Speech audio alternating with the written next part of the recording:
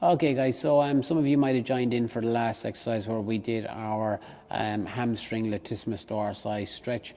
Now we're going to look at our ilio-psoas, iliacus and psoas major, as well as latissimus dorsi and all the stuff that kind of comes from the back, has a treacherous journey, so it comes from all here, from the lumbar spine, and comes into here.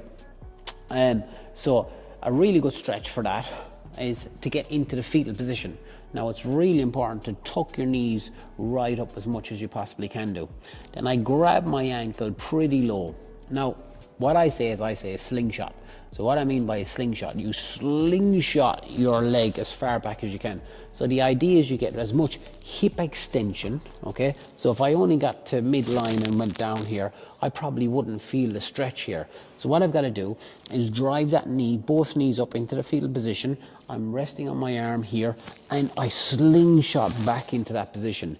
Now I'll feel a stretch over the anterior quad, over my anterior thigh, over my rectus femoris, and then I try and drop it down, okay?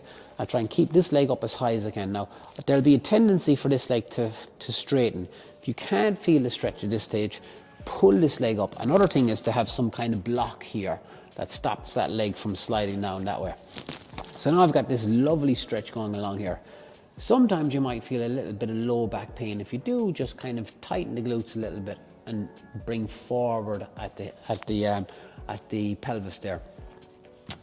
You can make the stretch a little bit more intense by sitting further forward, so I get more hip extension here. Also, what you can try and do, if you're flexible enough, you can get into that position there where the hips are at 90-90 and I'm down in that position. So you can see I'm not quite got my knee down. What I need to do is get my knee down a little bit further there.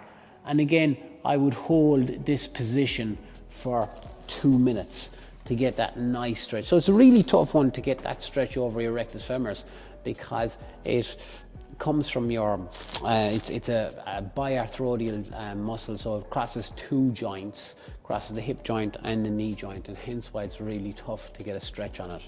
And again, obviously I would do the same on the other side, so I would just literally pop over onto the other side like that, up into that fetal position, catch at the ankle, slingshot back. So I'm really kind of looking there, drive that down. And again, if I haven't got enough of a stretch, I might bring this up, I might try and sit further forward, I might try and rotate so I'm back down into that position there.